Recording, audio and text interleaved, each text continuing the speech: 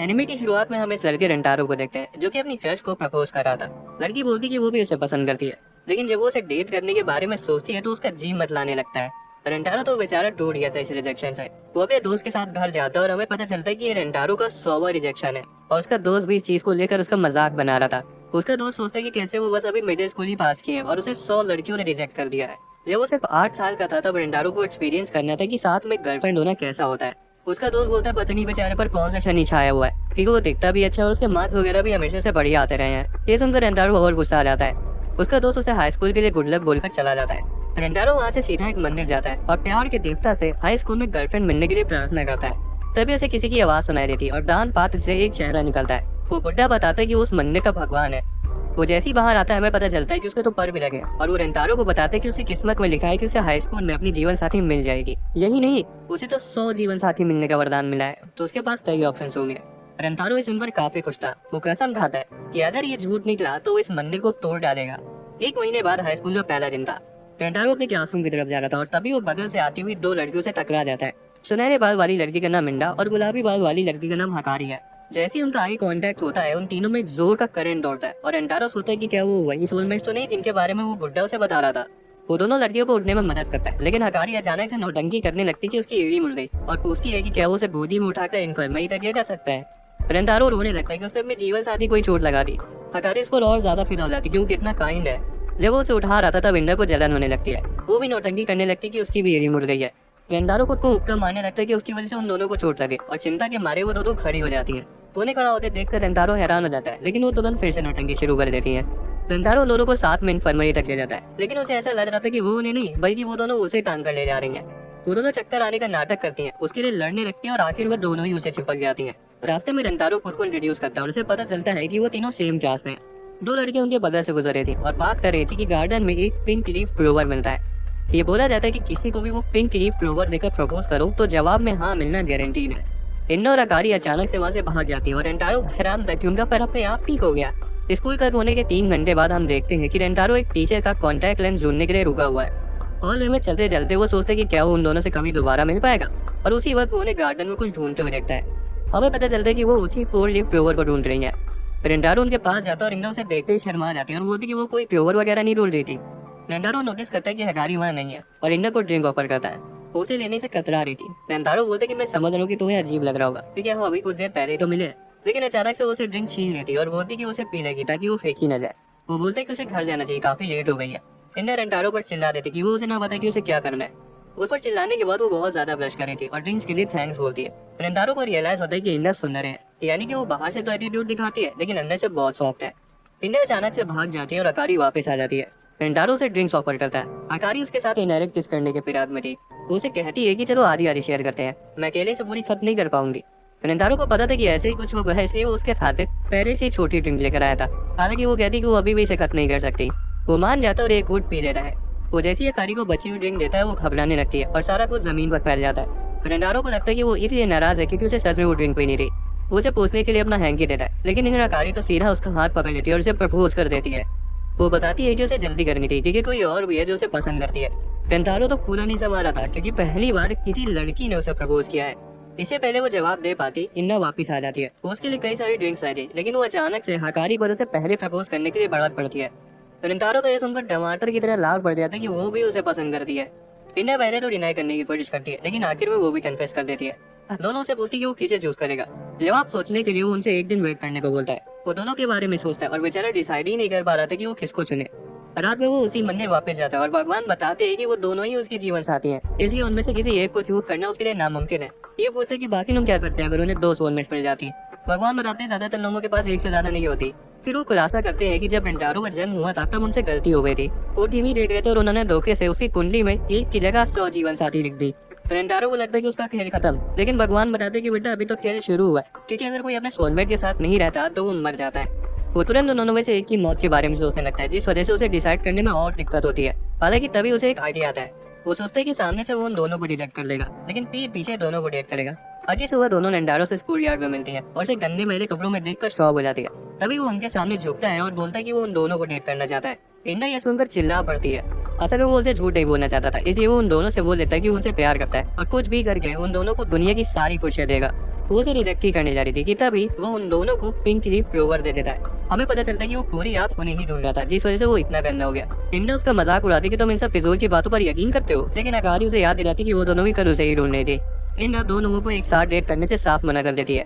वो उन्हें बताता है कि वो उनके लिए फ्लावर्स इसलिए लाया है क्योंकि वो दोनों कल इसे बहुत शिद्दत से ढूंढ रही थी। वो बस उन्हें खुश करना चाहता था।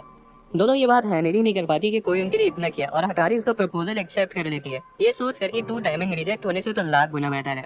टिंडा हकारी को रंतारो पर पूरा हक जमाते हुए नहीं देख सकती थी, इसलिए वो भी उसका प्रपोजल एक्सेप्ट कर लेती है और उसे जाके चिपक जाती है। हकारी उसे ऐन वक्त पर मन बदलने को लेकर चिढ़ाने लगती है। रंतारो उन दोनों को हमेशा खुश रखने का वादा करता है, लेकिन तभी उसे अपनी बाकी की 98 जीवन साथियों की याद आ जाती है। अगले दिन रंतारो बताते कि वो फाइनली गर्लफ्रेंड मिलने से कितना ज्यादा खुश है, लेकिन उस बैल को ये तक रियलाइज नहीं होता कि वो एक खंबे से बात कर रहा है। टिंडा और हकारी पूछती है वो पोल से क्यों बातें कर रहा है। रंतारो कहता है कि वो इतना खुश है कि उसे होश ही नहीं कि वो बिजली के खंबे से बात कर रहा था। टिंडा कहती कि वो चाहे तो उससे बात कर सकता है, लेकिन इतना कहती वो बहुत ज्यादा एम्बेरस हो जाती है। हकारी ये चांस लेकर रंतारो का हाथ पकड़ लेती है। वो ओवरवेल्म्ड हो जाता है और इंडा को जलन होने लगती है, पर वो उसका भी हाथ पकड़ लेता है। इंडा ऐसा दिखाती है कि उसे कोई फर्क नहीं पड़ता। फिर वो तीनों एक साथ स्कूल जाने लगते हैं। स्कूल पहुंचने पर वो देखते हैं कि वाइस प्रिंसिपल एक लड़के को पकड़ रही है। हकारी बताती है कि वो स्ट्रिक्ट होने के लिए जानी जाती है। अगर वो किसी को भी स्कूल प्रेमिसेस में दौड़ते हुए देख लेती है तो उसके पीछे पड़ जाती है, और अगर वो पकड़ा गया तो उसे काले जादू की चप्पी दे देती है। रंतारो सोचता है इससे तो बच्चे सदमे में चले जाते होंगे। हकारी बताती है कि वाइस प्रिंसिपल पहले एक टॉप लेवल की स्प्रिंटर थी और उसे बच पाना इम्पॉसिबल है। हकारी रंतारो से पूछती है कि क्या उसने कभी किसी को किस किया है। वो जवाब देता नहीं, क्योंकि वो उसकी पहली गर्लफ्रेंड है। ये सुनकर हकारी और इंदा को रियलाइज होता है कि जो भी पहला कदम उठा ले उसे उसकी पहली किस मिल जाएगी। वो तीनों साथ बैठकर लंच करते हैं। इंदा एक बिल्ली को देखकर डिस्ट्रैक्ट हो जाती है, तो वहीं हकारी ये मौका देखकर रंतारो को अपने हाथों से एग रोल खिलाती है। वो उसे इतना पसंद आता है कि बेचारा रोने लगता है और इंदा को फिर जलन होने लगती है। वो बताती कि उसने उसके लिए कुकीज बनाई है। जब उसे खिलाने जाती है तो धोखे से पुपी उसकी मुंह की जगह उसकी आंख को खिला देती है। वो उसकी कुकीज खाता है और बताता है कि वो बहुत टेस्टी है। हकारी बॉकी नाम भी एक चॉकलेट को निकालती है। जब वो बॉक्स खोलती है तो देखती है कि वो तो आधी टूटी हुई है, और सोचती है कि वो बिना अपना हाथ गंदा किए रंतारो को कैसे खिलाएगी। उसे एक आइडिया आता है और वो उसे अपने मुंह से ही खिलाने लगती है। हकारी को अपने इतना नजदीक देखकर रंतारो को लगता है कि वो कितनी क्यूट है। हकारी उसके और पास आने के लिए अपनी तरफ से भी चॉकलेट खाना शुरू कर देती है। इंडा फिर से बीच में आने की कोशिश करती है, लेकिन एक बार फिर स्टिक से उसकी आंख फोड़ देती है।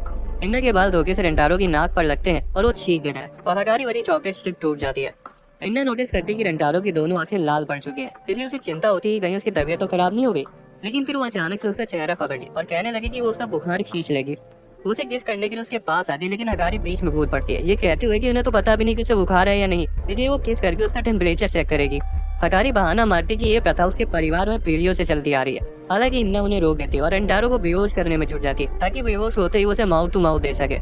हकारी उसे धक्का देकर दूर कर लेती है और दोनों ही एक दूसरे पर भड़की हुई थी। रंतारो को अब जाके रियलाइज होता है कि वो इतनी देर से उसे किस करना चाहती थी। हकारी बोलती है ऐसा कुछ नहीं है, लेकिन उनके चेहरे से सब साफ समझ आ रहा था। वो तो ये जानकर शौक में था कि कोई लड़की उसे किस करना चाहती, क्योंकि यहाँ तक से उसका दोस्त उसे चुम्मा देता है। वो कहता है मन तो मेरा भी करा था, लेकिन हकारी बोलती कि उसे चूज करना हुआ कि उसे पहले किसे करना है। वो दोनों इस बात को लेकर फिर से लड़ने लगती है। हालांकि रंतारो उन्हें रोकता हुआ कहते कि उसने इसका सोल्यूशन एक दिन पहले ही निकाल लिया था। उसे बहुत सोचा कि वो उन दोनों को एक साथ खुश कैसे करेगा, और उसे आइडिया है कि दोनों में से किसी को पता ही नहीं चलेगा कि उसने पहले किस किसको करी। इसे वो नेग्लिजेंस करेंगे और कोई प्रॉब्लम भी नहीं होगी, और वो दोनों कोई की हुई किसको अपनी पहली किस मानेगा। लड़कियों को चिंता थी कि वो ऐसी बात को कैसे छिपा सकती है, लेकिन रंतारो के पास इसका भी प्लान था। वो बताता है कि वो तीनों मास्क पहनेंगे और अपना कान बंद करेंगे। डाइस की मदद से वो दोनों अपने अपने खड़े होने की जगह डिसाइड करेंगी, और फिर वो उन्हें किस करेगा बिना ये जाने कि कौन किस जगह खड़ी है। उसके बाद वो अपनी जगह वापस आ जाएगा और वो दोनों एक बार फिर अपनी जगह बदल लेंगे, जिससे आखिर में किसी को कोई आइडिया नहीं होगा कि पहली किस किसके साथ हुई है। हकारी कहती है तो बहुत बड़ी आइडिया है, लेकिन इंडा को चिंता थी कि कहीं वो चीटिंग न कर ले। रंतारो बताता है कि इसका भी सॉल्यूशन है उसके पास, जो कि है पिंकी प्रॉमिस कि वो चीटिंग नहीं करेगा। इंडा कहती है कैसा बचकाना सा आइडिया है, लेकिन रंतारो कहता है कि अगर उसने प्रॉमिस तोड़ा तो वो अपनी आंखों में सुई घुसेड़ लेगा। दोनों फिर ऐसा करने के लिए राजी हो जाती है। जब वो किस करने के लिए सारी प्रिपरेशन कर लेते हैं, तभी एक जोरदार आवाज झोंका आता है, जिससे इंडा की स्कर्ट थोड़ी सी उठ जाती है और एक बिल्ली उसे पंजा मारने लगती है। इंडा को लगता है कि रंतारो उसे छू रहा है, इसलिए वो उसे लात मार देती है और कायदे से उसे धुनना शुरू कर देती है। लेकिन बीच में जब उसके एयरफोन्स निकल जाते तब उसे रियलाइज होता है कि एक बिल्ली ने उसे छुआ था। वो फिर से ट्राई करने का सोचते, लेकिन हर बार कुछ ना कुछ गलत हो जाता है और वो किस नहीं कर पाते। तीनों दुखी हो जाते हैं और इंडा कहती कि मुझे तो शुरुआत से इस बेकार प्लान पर शक था। इस अंदर हकारी गुस्सा हो जाती है और दोनों एक दूसरे को ब्लेम करने लगती है और लड़ने लगती है कि रंतारो उसका है। वो उन्हें रोकता है और सारा ब्लेम खुद पर ले लेता है और वहाँ से भाग जाता है। वो वाइस प्रिंसिपल को आवाज लगाता है और वो अचानक कहीं से कूद कर उसके पीछे पड़ जाती है। वो उसके ऊपर चढ़ जाती है और बेचारी की तो रूह कांप गई थी, लेकिन ऐन वक्त पर इंडा उसे रोक देती है और हकारी झूठ बोलती है कि उसने स्कूल इंस्पेक्टर को उनकी तरफ आते हुए देखा। वाइस प्रिंसिपल डर जाती है, इसलिए वो दीवार पर मकड़ी की तरह चलते हुए वहाँ से चली जाती है। लड़कियां पूछती कि रंतारो इतनी हड़बड़ी में वहाँ से क्यों भाग आया। वो कहता है कि वो उन दोनों से प्यार करता है और चाहता है कि उन दोनों की आपस में बने। वो अपनी पहली किस बेकार करने को तैयार है, लेकिन उन्हें लड़ते हुए नहीं देख सकता। ये सुनकर दोनों एक दूसरे की तरफ पॉइंट करती हैं और कहती है कि तू इसे किस कर लो, क्योंकि वो भी नहीं चाहती कि उसकी पहली किस वेस्ट हो जाए। रेंटारो सुनकर काफी हैरान था और वो दोनों कहती कि हम दोनों भी तुमसे बहुत प्यार करती हैं। रेंटारो उन दोनों को कस के गले लगा लेता है और ऐसा लग रहा था कि उसके पास कोई नया प्लान है। वो वापस से रूफ टॉप पर जाते और वो कहते हैं कि हम तीनों एक साथ किस कर सकते हैं। उसने पहले सोचा था कि ये आइडिया काम नहीं करेगा, लेकिन अभी जब वो उन्हें एक दूसरे की साइड लेते हुए देखा तो उसने सोचा कि शायद ये किया जा सकता है। दोनों एक दूसरे को किस करने के बारे में सोचकर ही एम्बैरेस हो जाती है, फिर वो मान जाती है और आखिर में तीनों एक साथ किस करते हैं। अगले दिन तीनों लाइब्रेरी में होते हैं। अकारी रेसिपी बुक ढूंढ रही थी ताकि वो उसके लिए बढ़िया बढ़िया खाना बना सके, लेकिन इन्ना उसे एक बुक को लेकर लड़ने लगती है जिसका टाइटल था winning a man through his stomach. Kentaro कहते हैं कि तुम दोनों की आपस में बनती क्यों नहीं है, कल ही तो तुमने एक दूसरे को किस किया था। ये सुनते ही दोनों शर्मा जाती हैं। केंतारो एक बुक ढूंढ रहा था कि तभी उसका हाथ किसी दूसरी लड़की से टकरा जाता है, जिससे उसे फिर से वही झटका लगता है जैसा कि इन्ने और हकारी से टकराते वक्त लगा था। वो सोचते कि कहीं ये भी तो उसकी सोलमेट नहीं है। लड़की पीछे हट जाती है और रेंटारो देखता है कि वो लाइब्रेरियन है। लड़की कुछ बोलती नहीं, पर उससे बात करने के लिए अपनी बुक में लिखी लाइंस की तरफ पॉइंट करती है। रेंटारो शुरुआत पर पूरा कंफ्यूज हो जाता है और सोचता है कि शायद उन्हें लाइब्रेरी में बात करने की इजाजत नहीं है, इसलिए वो इस तरह से बात कर रही है। वो पूछती कि वो क्या ढूंढ रहा है और रेंटारो एक्ट करके बताता है कि वो कोई फनी सी स्टोरी बुक ढूंढ रहा है। लड़की पूछती कि वो बोल क्यों नहीं रहा है, तो रेंटारो भी उसे यही पूछता है। वो माफी मांगती है और किसी और को उसकी मदद करने के लिए बुलाने जाने लगती है, लेकिन वो उसे रोकते और बोलते कि तुम्हें मेरी मदद कर दो ना। वो कहते हैं कि असल में उसे एक रोमांस स्टोरी चाहिए जिसकी एंडिंग अच्छी हो। वो शेल्फ खंगालने रखती है और उसके लिए बुक्स का ढेर लगा देती है। लड़की माफी मांगती है और बोलती है कि उसे जो सी चाहिए वो ले ले, लेकिन वो बोलता है कि उसने इतनी शिद्दत से उसके लिए किताबें निकाली है तो वो सभी को पढ़ेगा। हालांकि जब उसे इशू कराने जाता है तो पता चलता है कि उसका लाइब्रेरी कार्ड अभी रेडी नहीं हुआ है। तभी वही लड़की आती है और उसे अपनी एक किताब ऑफर करती है, जिसे रेंटारो खुशी खुशी ले लेता है। वो पूछते तुम्हारा नाम क्या है, तो लड़की उसे अपनी आईडी दिखाती है। हमें पता चलता है कि उसका नाम शिजुका है।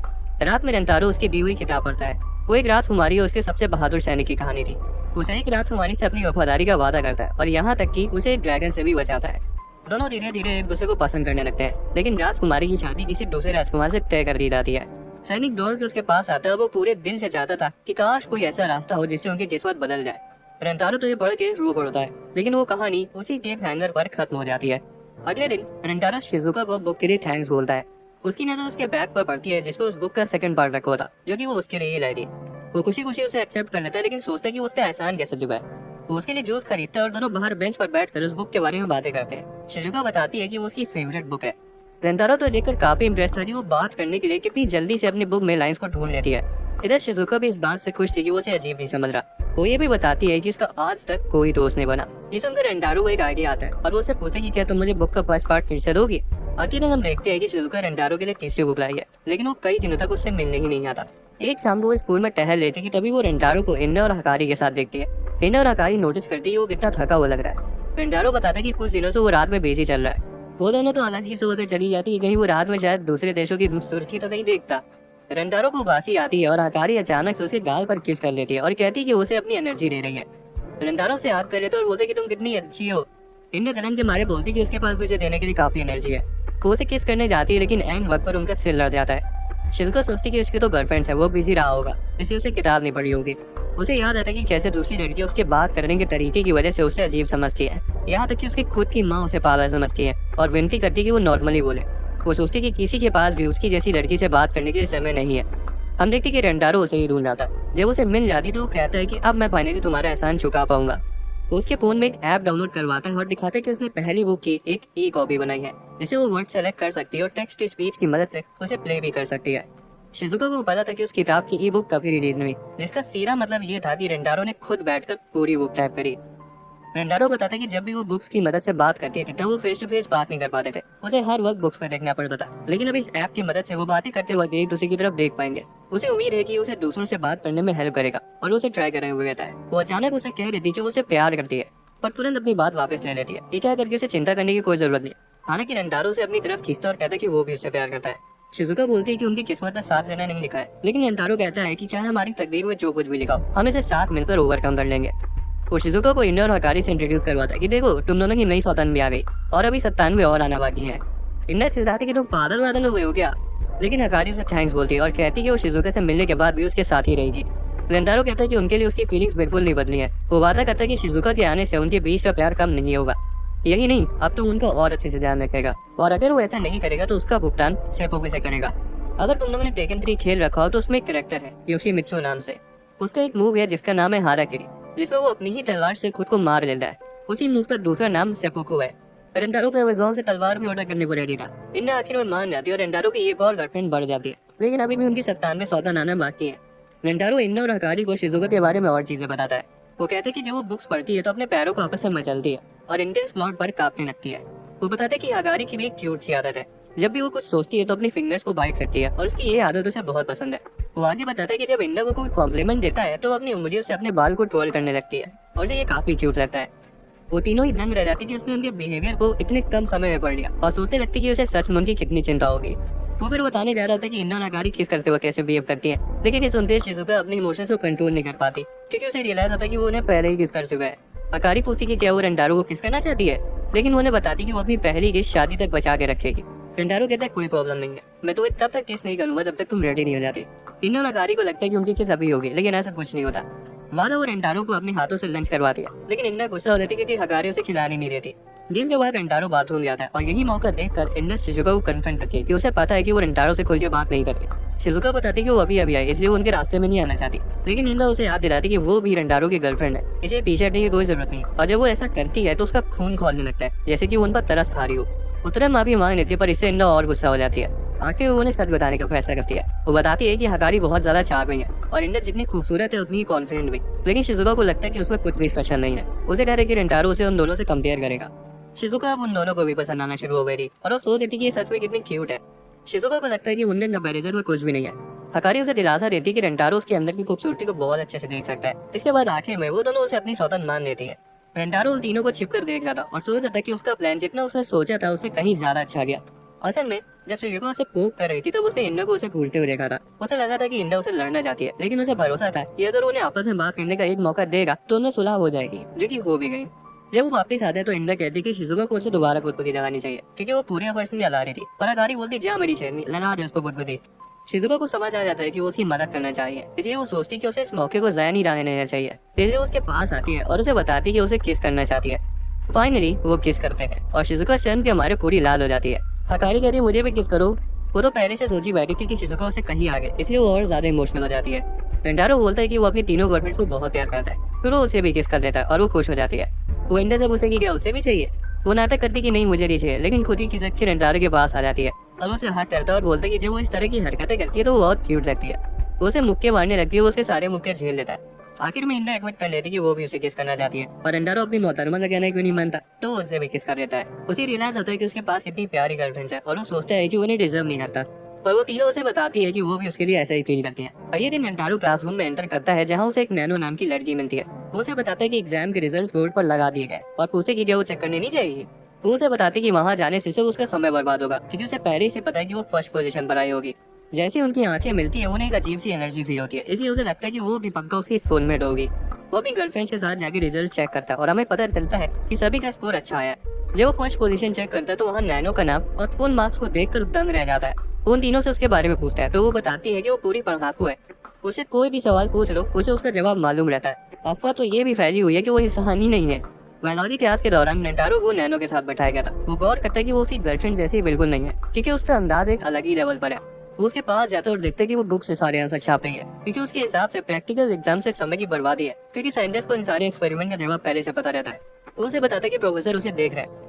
फिर वो माइक्रोस्कोप का यूज करती है, लेकिन स्पेसिमेन को देखने की जगह अभी टेक्स्ट बुक को उसके बीच में रख देती है और बोलती कि ये ज्यादा कारगर है। रेंटारो को लगता है कि वो एक रोबोट की तरह क्यों बिहेव कर रही है। जब वो प्याज को काट रहा था तब ब्लेड से धोखे से उसकी उंगली पर कट लग जाता है। वो उसे धुलते और इन्फर्मरी जाने का सोचता है, लेकिन नैनो बोलती है कि इसकी कोई जरूरत नहीं होगी और उसकी उंगली सीधा अपने मुंह में डाल देती है। वो घबरा जाता है और पूछता है कि तुम ये क्या कर रही हो।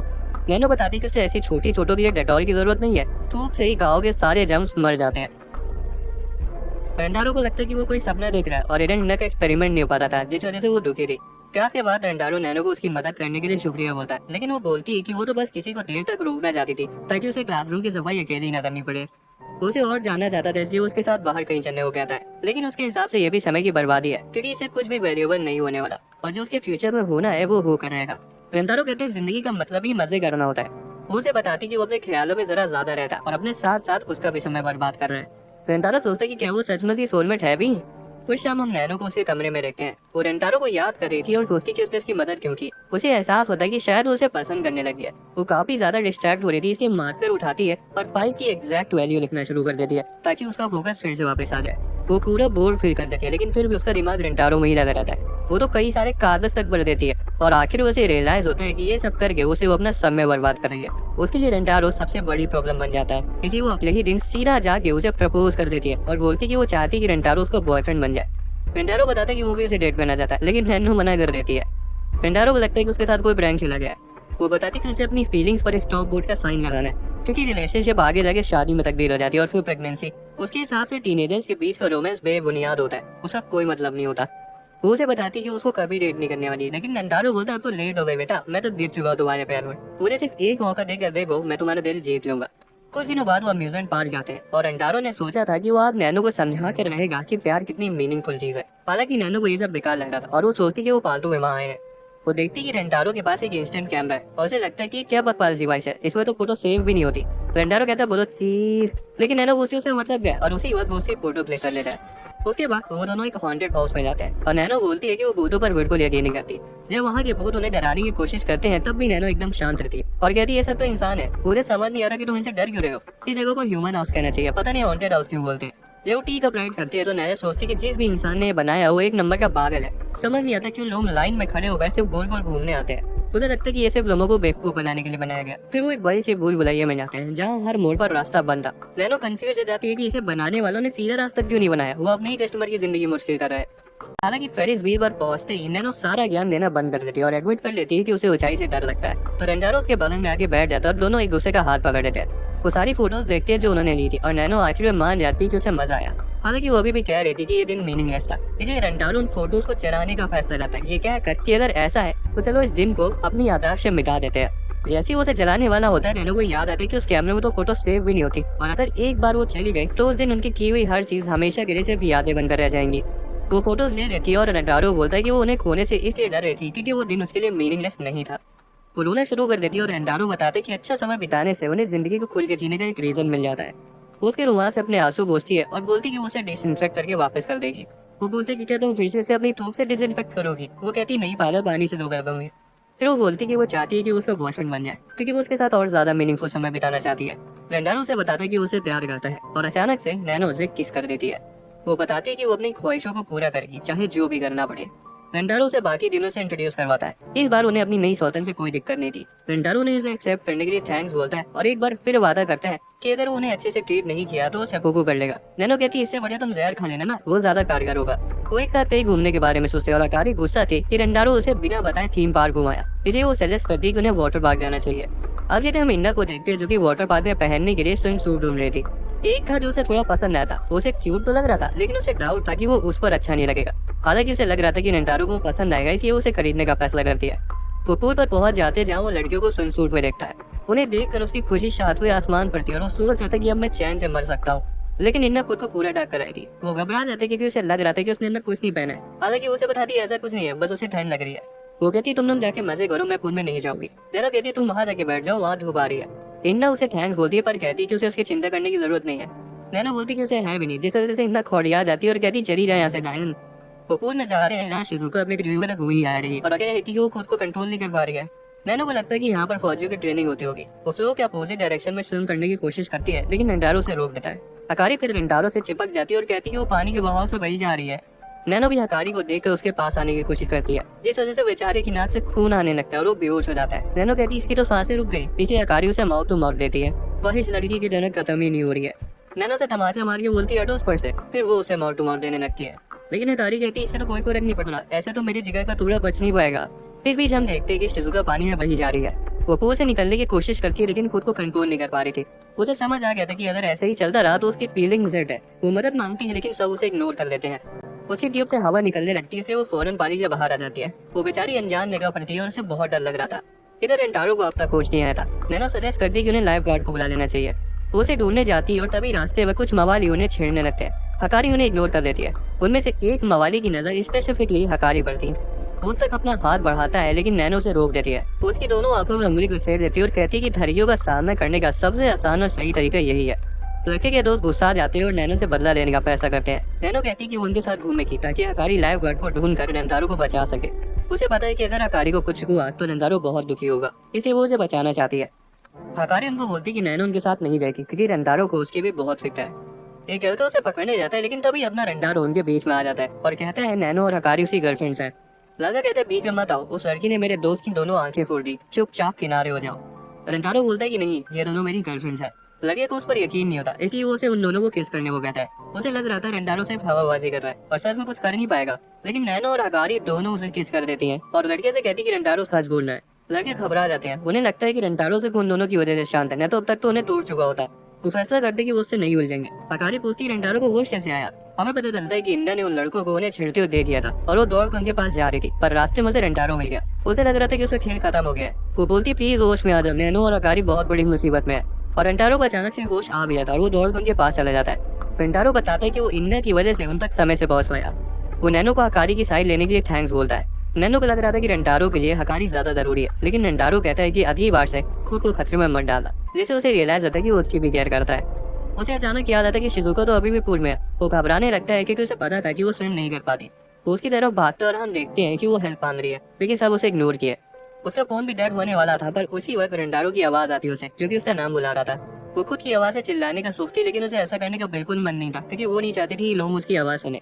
वो जोर से चिल्लाती और रंडारो उसे तुरंत देख लेता और बोलता है शुक्र है तुम ठीक हो। वो शिजुका को गोद में उठा कर ले जाता है और भरे पूल में वो उसे किस कर देती है, जिससे रंडारो शर्मा जाता है।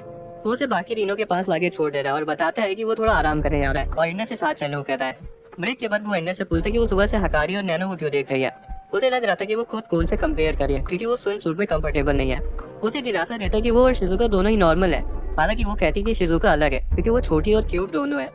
वो अचानक से उसे कपड़े हटा देता है और उसे ठरकी बोलते हुए चाटे मारने लगती है। रंडारो कहता है मेरे हिसाब से तुम बहुत अच्छी दिखती हो।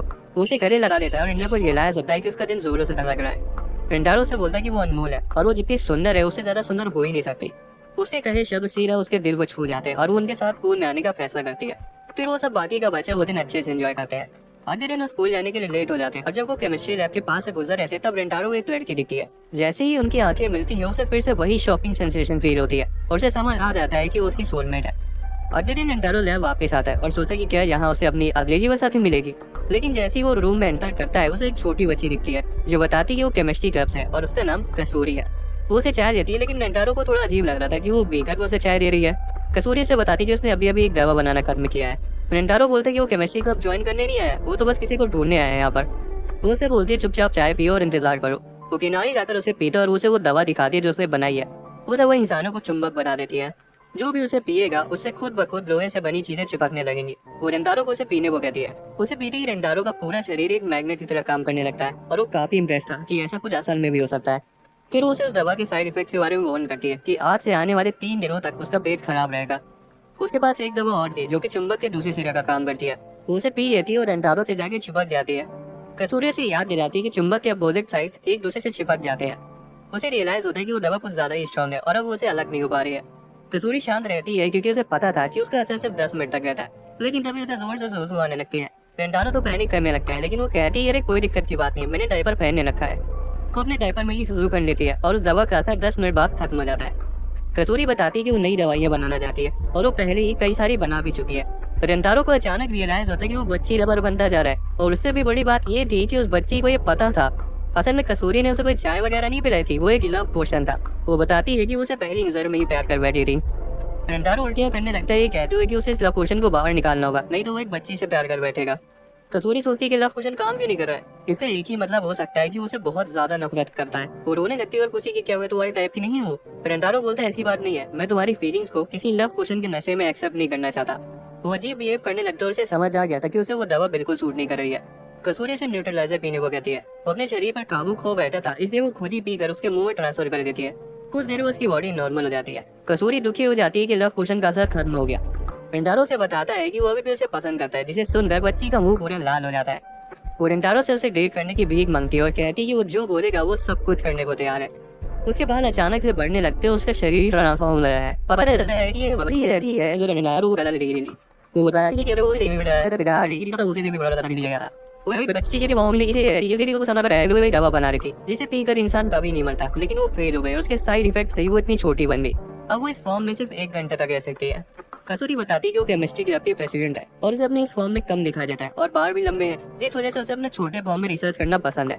उसे यकीन नहीं होता कि एक ही गर्लफ्रेंड में 2-2 के मजे मिलेंगे, इसलिए वो उसे डेट करने के लिए मान जाता है। रेंटारो कसूरी को अपनी बाकी की गर्लफ्रेंड से भी इंट्रोड्यूस करवाता है और इस सौतन से भी उन्हें कोई दिक्कत नहीं थी जब तक वो ये नहीं कह रही थी कि उसे ड्रग्स पसंद है।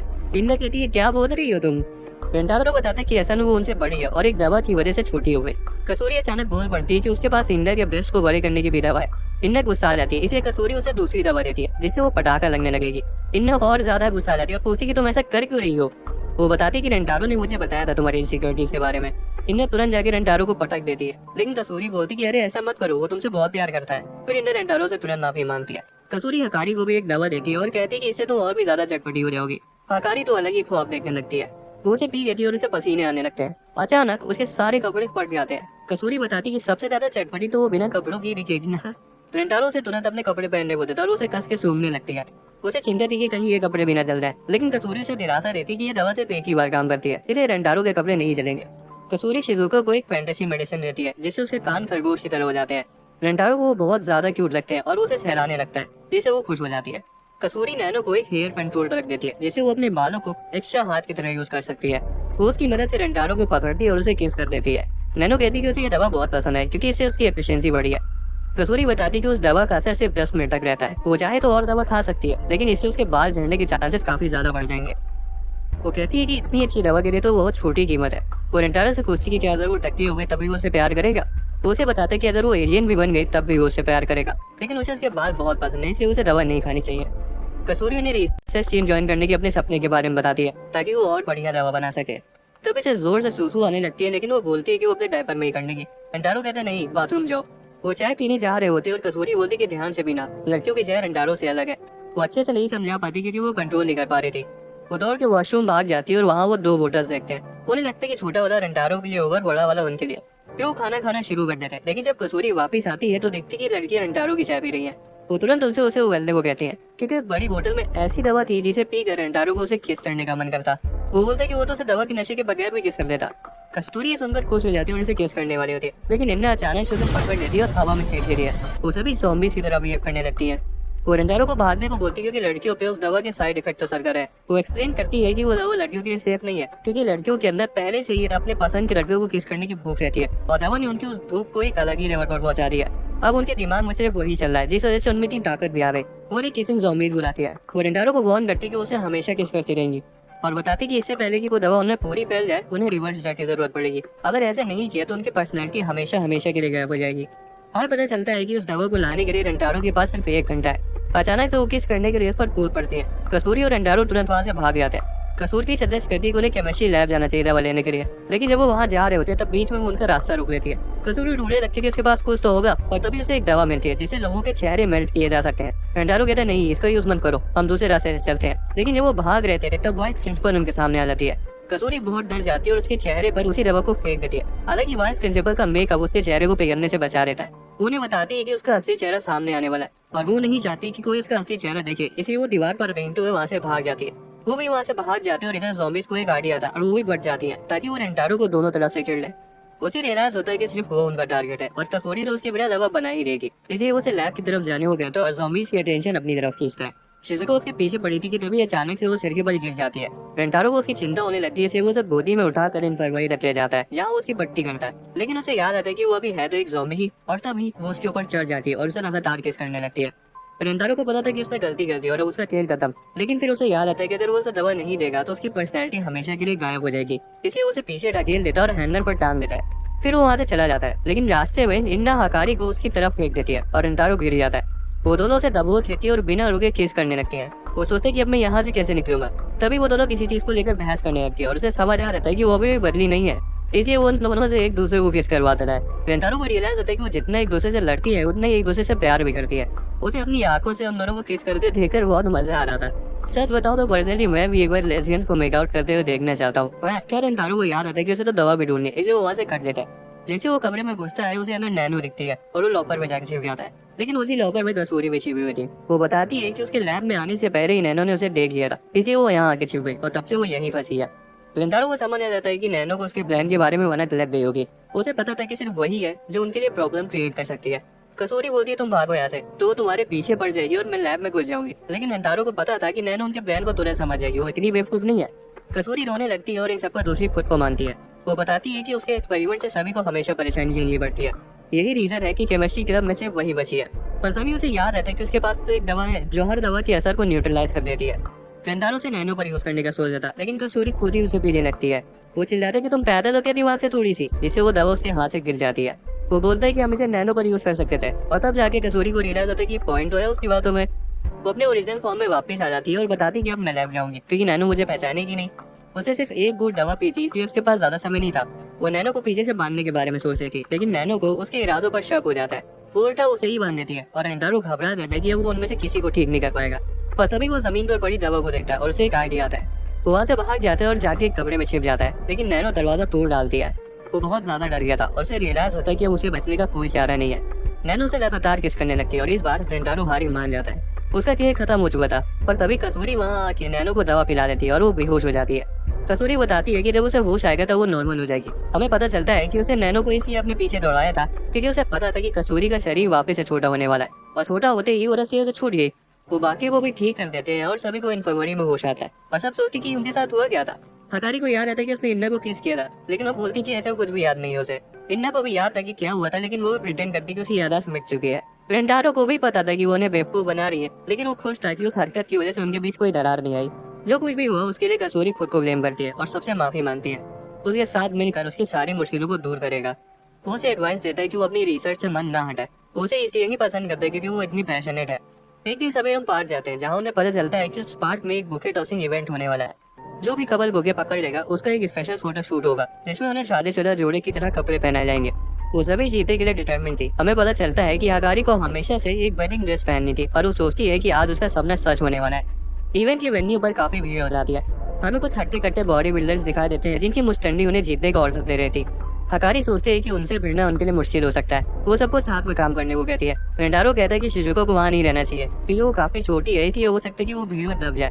कसूरी गेम में पार्टिसिपेट करना चाहती थी, इसलिए वो दवा पी लेती और अपने ओरिजिनल फॉर्म में वापस आ जाती है। रेंटारो नोटिस करता है कि दूसरी टीम के पास खुद का झंडा है, इसलिए वो अपनी माशुकाओं के लिए भी एक झंडा बना देता है जिसपे लिखा था रेंटारो फैमिली। गेम शुरू होने वाला था और कमेंटेटर सबको बताता है कि अपोनेंट पर फिजिकल अटैक्स करना मना है। फिर वो इवेंट की स्पेशल गेस्ट को बुलाता है, जो कि और कोई नहीं बल्कि वाइस प्रिंसिपल थी। वो बोलती है कि वो चाहती है कि बुके को इतनी दूर फेंका जाए कि किसी के हाथ में ही ना आए। वो चंडालिंग किसी को खुश देख ही नहीं सकती थी। गेम शुरू होता है और वो बुके को पूरी ताकत से फेंकती है। सभी लोग उसके पीछे भागते हैं। रेंटारो देखता है कि वो ऊपर जाए जा रहा है और नीचे आ ही नहीं रहा। इधर गोरिल्ला गैंग के मेंबर्स दूसरे लोगों को निपटाते जा रहे थे। उनकी लीडर बोलती है कि वो मारपीट नहीं कर रहे हैं, वो बस ट्रेनिंग कर रहे हैं, इसलिए उन्होंने कोई रूल ब्रेक नहीं किया। कमेंडेटर डर के मारे उनकी बात मान लेता और वो अपनी गैंग के मेंबर्स को घुमा घुमा के दूसरों पर फेंकती रहती है। हकारी का गेम बदलने वाला था, लेकिन इंदा आकर उसे बचा लेती और कहती कि उनकी गैंग ज्वाइन करेगी और उनकी ट्रेनिंग का हिस्सा बनेगी। वो लीडर से भिड़ जाती और सबको बताती कि उसे संभाल लेगी, उसे सिर्फ बुके लेने पर फोकस करना चाहिए। बुके गिरने लगते हैं, इससे गैंग के मेंबर्स अपने फ्लैग की मदद से एक तूफान बना देते हैं और उसे अपनी तरफ खींच लेते हैं। देखने से लग रहा था कि गोरिल्ला गैंग जीतने वाली है, लेकिन उसी वक्त हम शिजुको को आसमान में देखते हैं। पता चलता है कि वो गोरिल्ला गैंग के बगल में ही खड़ी थी, इसलिए जब वो तूफान उठाया गया तब वो भी उसके साथ हवा में उड़ गई। वो बुके को पकड़ लेती है और नीचे गिरने लगती है। लड़की उसे पकड़ने की कोशिश करती है और रेंटारो को चिंता थी कि अगर वो उन पर गिरी तो उन्हें भी चोट लग जाएगी। हालांकि वो उनके ब्रेस्ट पर गिरकर उछल जाती है और रेंटारो उसे गिरने से पहले पकड़ लेता है। रेंटारो फैमिली जीत जाती है और वो चूज करती है कि फोटो शूट में कौन होगा उसके साथ। हकारी के पास एक प्लान था। उसने जीतने वाली स्टिक पर हल्का सा निशान लगा हुआ था, लेकिन उसे लग रहा था कि अगर वो पहले ही स्टिक चूज करेगी तो सब कुछ शक हो सकता है, इसलिए वो दूसरी बारी का वेट करती है। वो सोच रही थी कि नैनो को पहले चूज करने देना सही होगा, क्योंकि उसे हर वक्त एफिशिएंसी की पड़ी रहती है, इसलिए जो स्टिक उसके पास होगी वो वही चूज करेगी। हकारी जीतने वाली स्टिक को सबसे पीछे कर लेती है और नैनो को एक लेने को कहती है। नैनो कहती है कि अगर हम लोग एक साथ एक उठा ले तो वो सबसे ज्यादा एफिशिएंट होगा, जिसे हकारी के पूरे प्लान पर पानी फिर जाता है और उसे रियलाइज होता है कि उसने नैनो को अंडर एस्टिमेट करी है, लेकिन फिर भी वो जीत जाती है। वो बहुत ज्यादा खुश थी कि उसका सपना सच होने वाला है, और तभी वो कसूरी को रोती हुई देखती है क्योंकि उसे भी फोटो शूट में आना था। हकारी बोलती है कि तुम मेरी जगह ले सकती हो। कसूरी से हक करती है और थैंक्स बोलती है। वो भी अपना मन बदल लेती है और कहती है कि उसे अपने दो सबसे खास तुम चाहिए उस फोटो में। हकारी फिर सबको ही साथ में फोटो खिंचवाने को कहती है। वो रेंटारो को उसका सपना पूरा करने के लिए तहे दिल से थैंक्स बोलती है और फिर अचानक से उसके साथ ब्रेकअप करने को कह देती है और कुछ भी नहीं बताती कि वो ऐसा क्यों कर रही है। बाद में रेंटारो सोचते है कि उसने ऐसा क्यों किया होगा और उसे आमने सामने बैठकर बात करना चाहता था, लेकिन उसे पता चलता है कि वो उन्हें छोड़कर जा चुकी है। वो उसे कॉल भी करता है, लेकिन वो कॉल नहीं उठाती, इसलिए वो उसके घर का पता लगाने का फैसला करता है। उसका एड्रेस एक एनवेलप पर लिखा हुआ था जो उसने पहले भेजा था। वो उस एड्रेस पर जाता है और उसे पता चलता है कि वो एक बड़े से मेंशन में रहती है।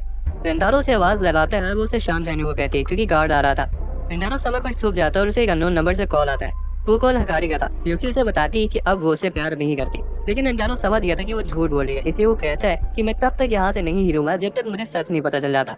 आखिर वो उसे बताती है कि उसकी माँ हाना उनकी रिलेशनशिप के खिलाफ है क्योंकि उसके पास बहुत सारी गर्लफ्रेंड्स है। वो एक्सप्लेन करती है कि उसका फोन ले लिया गया है और वो शहर छोड़ के जाने वाली है। वो बताती है कि पैसों के दम पर उसकी माँ कुछ भी करवा सकती है और हकारी को तो लगता है कि वो रेंतारो के साथ कभी नहीं रह पाएगी। तभी अचानक से हाना वहाँ आ जाती है और हकारी से फोन छीन लेती है और रेंतारो से कहती है कि मेरी बेटी से दूर रहना। गार्ड रेंतारो को पकड़ लेता है और कहता है कि तुम ही हकारी के एक्स हो ना, मत भागो उसके पीछे, कोई फायदा नहीं है। हम मायूस से रेंतारो को देखते हैं जो कि वहाँ से जा रहा था और सोच रहा था कि उसको कुछ खास ही नहीं है, इसलिए वो हकारी के साथ रहना डिजर्व नहीं करता। तभी उसे एक फोर डी फ्लोवर दिखता है और उसे हकारी के साथ बिताए हुए सारे पल याद आ जाते हैं और उसके अंदर हकारी को वापस पाने की चाह फिर से जाग जाती है। कुछ शाम वो पूरी सिचुएशन बाकियों को बताता है और कहता है कि वो मेंशन में चुपके से घुस कर जाएगा और उसे भगा लाएगा, लेकिन उन्हें लगता है कि वो चाहे जितनी भी कोशिश कर ले नहीं जीत पाएगा क्योंकि हाना बहुत अमीर है। उसे पता था कि वो हाना के सामने नहीं टिक सकता, लेकिन फिर भी उसे फैसला किया कि वो उसे बचा कर ही रहेगा, फिर चाहे उसे अपना सब कुछ दाव पर ही क्यों न लगाना पड़ जाए। रेंतारो ने बताया कि वो अपने प्लान के हिसाब से आगे बढ़ेगा और उसके वापस आने तक उन्हें उसका इंतजार करना पड़ेगा। हालांकि लड़कियां बताती है कि वो भी हकारी से बहुत प्यार करती है, इसलिए वो भी उसके प्लान में उसका साथ देंगे। वो उन्हें समझाने की कोशिश करता है कि इसमें बहुत खतरा है, लेकिन उसे पता था कि उन्हें समझाने का कोई फायदा नहीं है क्योंकि वो सच में हकारी से प्यार करती है, इनने बस थोड़ा सा ज्यादा करती है। वो मेंशन में घुस जाते हैं और रेंतारो हकारी को जगाने के लिए एक बॉल फेंकने का सोचता है, लेकिन बॉल विंडो पर लगती ही नहीं और नीचे गिर के अंधेरे में गायब हो जाती है। इन्ना देखती है कि एक बिल्ली उसके साथ खेल रही है और वो सभी उसे पकड़ने की कोशिश करते हैं। बिल्ली नैनो की तरफ भागती है और नैनो सोचती है कि उसे लात मार के डिसेबल कर देगी, लेकिन रेंतारो बिल्ली को बीच में ही पकड़ लेता है। उन्हें गार्ड के आने की आवाज सुनाई देती है और सभी एक पेड़ के पीछे जाके छिप जाते हैं। बिल्ली गार्ड के पास आती है, इसलिए उसे लगता है कि बिल्ली की वजह से उसे किसी के होने की आहट लगी होगी और वो बॉल तो वापस नहीं ले सकते थे, इसलिए उनके पास खुद हकारी के रूम में जाने के सिवा और कोई ऑप्शन नहीं बचा था। वो मेन डोर पर नीचे बिल्ली के आने जाने की विंडो देखते हैं और नैनो फटाक से जाके गार्डन से कुछ पत्थर इकट्ठा करना आती है और उनकी मदद से वो दरवाजा खोल देती है। असल में उसे दरवाजे के शेप के हिसाब से लॉक की पोजीशन का अंदाजा लगा लिया था और एकदम सटीक निशाना लगाकर पत्थर को फेंक कर दरवाजा खोल लिया। मुझे तो शुरुआत से ही लग रहा था कि ये कश्मीरी से होगी, गोरी भी और पत्थर भी एकदम सटीक फेंकती है। उन्हें मेंशन के अंदर जाने को कहती है, लेकिन रेंतारो नोटिस करता है कि उसका अंगूठा सूज गया है, इसलिए अंडा उसकी पट्टी करती है। वो पूछती है कि ये कैसे हो गया, जिस पर नैनो बताती है कि पत्थर को सही से फेंकने के लिए उसे जोर से मारना पड़ा और आखिर हकारी का एहसान भी रोया उस पर। वो मेंशन में घुस जाते हैं और देखते कि एक असर उनके पास है। वो तुरंत बाहर निकल जाते हैं, लेकिन शिजुको बेचारी अंदर ही रह जाती है। उसे लगता है कि अब उसका खेल खत्म, उसके बिना जाने को बोलती है। कुत्ता उसके पास आता है पर काटने की जगह उसे चाटने लगता है। नैनो बताती है कि कुत्तों के अंदर अपने से कमजोर जीवों को बचाने का इंस्टिंक्ट होता है और शिजुको इतनी कमजोर है कि कुत्ता भूल ही गया कि उसे मेंशन की रखवाली भी करनी है। रेंतारो को पता था कि अगर वो अंदर गए तो कुत्ता फिर से उनके पीछे पड़ जाएगा, इसलिए नैनो बोलती कि हम शिजुको से कह देते कि वो कुत्ते की दोनों आंखें फोड़ दे, लेकिन कसूरी कहती अरे ऐसा करने की कोई जरूरत नहीं है, मेरे पास एक पोशन है जिससे कुत्ता तुरंत सो जाएगा। वो शिजुको को उसे देती है और कहती कि इसका इस्तेमाल करो, पर वो खुद ही उसे पी लेती है क्योंकि कसूरी ये बताना भूल देती है कि उसे कैसे यूज करना है। वो सो जाती है पर कुत्ता उसके मुंह से बहती हुई थोड़ी सी दवा पी लेता है और वो भी नींद के नशे में आ जाता है। गोल्डर और पहुंचते और बिल्ली उनके पीछे आ जाती है जिससे अलार्म बज जाता है। गार्ड भागते वहाँ आते हैं, लेकिन तब तक वो छुप चुके थे। नैनो बोलती है कि हम कॉरिडोर ऐसे नहीं पार कर पाएंगे, हमें इंफ्रारेड गॉगल्स चाहिए होंगे ताकि हम सेंसर से बच सके। कसूरी बताती है कि वो इंफ्रारेड आई ड्रॉप लाई है और रेंतारो तुरंत उसे अपनी आंखों में डाल लेता है। कसूरी बोलती है कि जब तक उसका असर रहेगा तब तक उसे सेंसर्स के सिवाय कुछ भी नहीं दिखने वाला। इंडा कहती है एनलप तुमसे गिर गया। नैनो उसे देखती है और बोलती कि इस पर तो किसी फॉरेन रिसर्च टीम का एड्रेस लिखा है, क्या तुम इस आई ड्रॉप को अपनी एप्लीकेशन के साथ मिलने वाली थी? कसूरी बोलती है हाँ, लेकिन हकारी रिसर्च टीम से ज्यादा जरूरी है। लेजर रेंतारो की आंखें ट्रांसफॉर्म हो जाती है और उसे सारी लेजर्स दिखने लगती हैं। वो चिल्लाते कि इतनी सारी लेजर्स के बीच से निकलना तो इम्पॉसिबल है। चीन के पास निकलने की जगह थी पर गलियारा इतना चौड़ा था कि उस पर चढ़ा ही नहीं जा सकता था।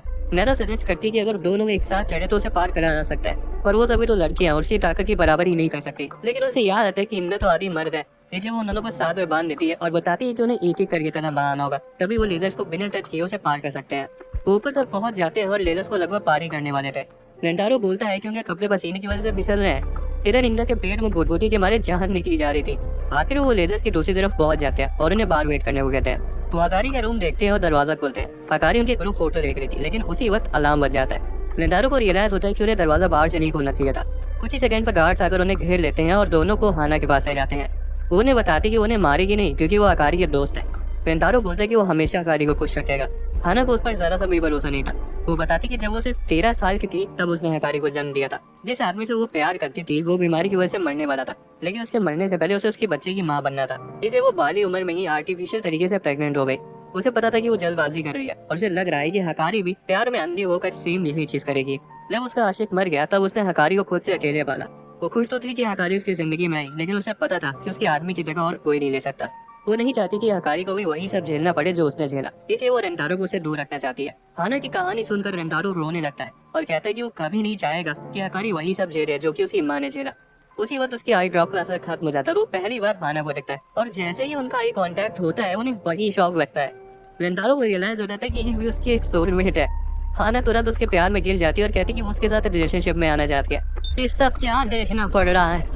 अच्छा है मैं अंधा हूँ। इन्ना तो रेंटारो को हाँ कहते हैं सुनकर सदमे में चली जाती है और उसे याद दिलाती है कि हाना हकारी की माँ है। हाना बोलती है कि वो बस मजाक करेगी और कहती है कि वो उसकी और हकारी की रिलेशनशिप को आगे बढ़ने नहीं देगी।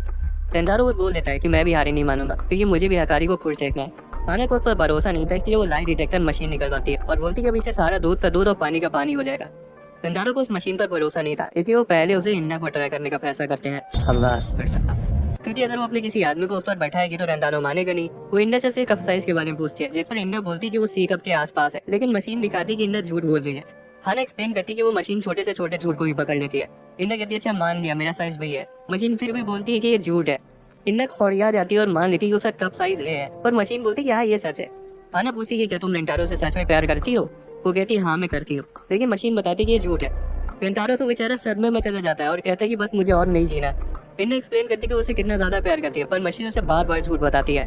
रेंटारो कहता है हे भगवान, ये सब सुनने से पहले मैं मर क्यों नहीं गया। लेकिन जब इंडा बोलती है कि वो दुनिया में सबसे ज्यादा उससे प्यार करती है, तब मशीन बोलती है कि वो सच बोल रही है। और इधर रेंटारो की सारी निकली हुई जान वापस आ जाती है।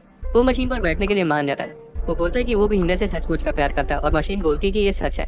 हाना कहती है अब तो तुम्हें मशीन पर भरोसा है ना, और पूछती कि तुम हकारी को लेकर कैसा फील करते हो।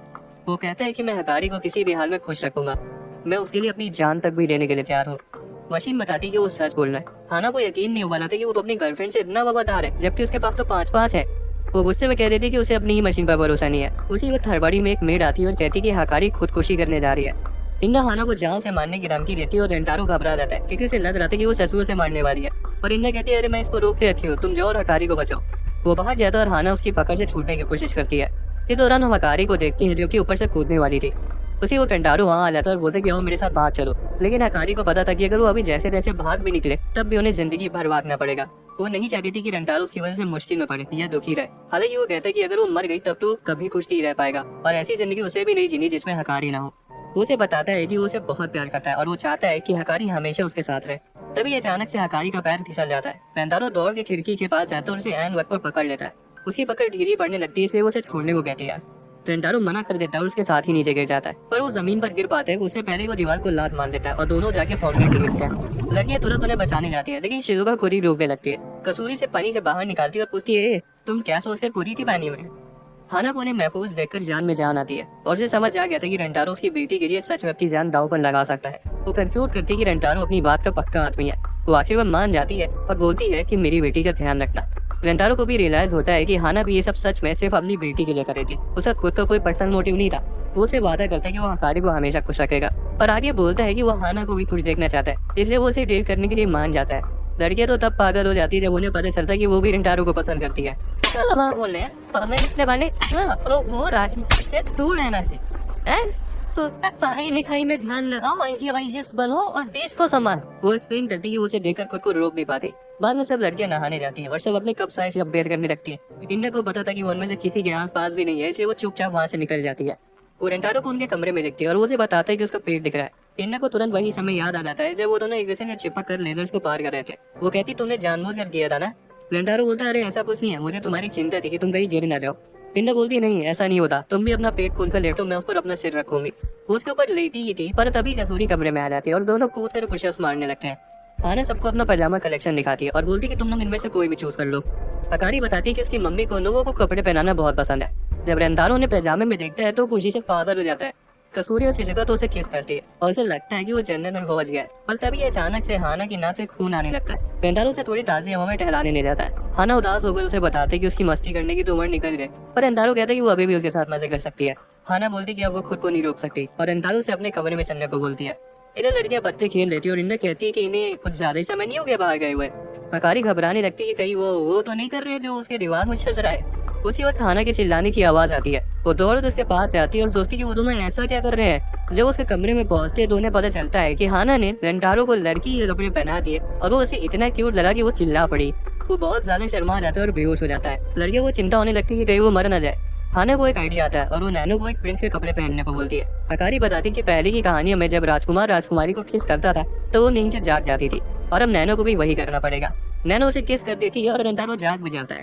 लड़कियां तो मजे से सब देख रही थी जैसे ये कोई ड्रामा चल रहा हो। रेंटारो कहता है बहुत हो गया तुम लोग का, मैं नहाने जा रहा हूँ। लड़कियां फैसला करती कि वो उसे नहाते हुए देखेंगी, वो भी बिना कपड़ों के। शिजुका बोलती मैं तुम लोग को ऐसा नहीं करने दूंगी, लेकिन वो बेचारी को चद्दर में लपेट देती है और बोलती कि तुम यही इंतजार करो हमारा। हम देखते कि रेंटारो नहा रहा है और कसूरी उसे खिड़की से देख रही है, पर वो उसे ढंग से नहीं देख पा रही थी क्योंकि ग्लास पर धुंध लगी थी। वो अपना सिर खिड़की से चिपका लेती है और रेंटारो उसका चेहरा देख लेता है। वो बहुत ज्यादा डर जाता है क्योंकि उसे लग रहा था कि वो कोई भूत है। वो लड़की उसे बोलती है अरे मुझे ऊपर की चुप, प्लान फेल हो गया। वो उसे खींच लेती है और रेंटारो को लगता है कि भूत उसके सेनापति को देखकर भाग गया। फिर वो फटाफट नहाने लगता है। आना लड़कियों को बताती कि वो एडिक से भी जा सकते हैं बाथरूम तक, लेकिन एडिक में एक चूहा था जिससे सब पगला जाती है और रेंटारो को लगता है कि भूत एडिक में भी आ गया। शिजुका को रेंटारो को चिंता हो रही थी, इसलिए वो खुद को छुड़ाने की कोशिश करती है, लेकिन जल्दी उसे रियलाइज होता है कि वो रोल करते हुए तो जीने से नीचे जा सकती है।